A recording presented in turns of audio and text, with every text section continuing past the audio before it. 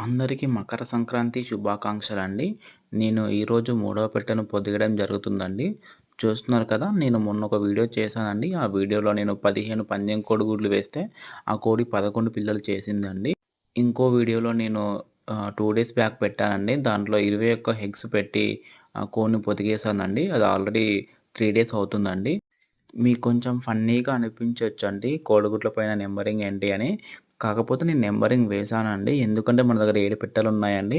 అందులో ఆల్రెడీ ఒక పెట్టె పొదిగేసానండి. ఇంకో పెట్టె పిల్లలు చేసింది. ఇది మూడవ పెట్టెని పొదిగడం జరుగుతుంది.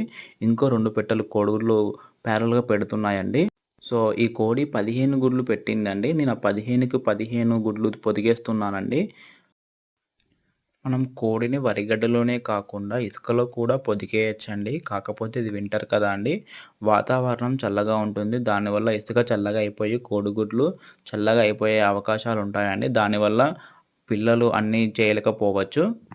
సో, అందుకని వరిగడ్డిలో వేశానండి. చూడండి నేను హెక్స్ లెక్క పెట్టుకుంటానండి. 15 గుడ్లు వేశానా లేదా అని. నేను ఆ నంబరింగ్ ప్రకారం మా కోడి పెట్టిన గుడ్లను మాత్రమే 15 వేశానండి.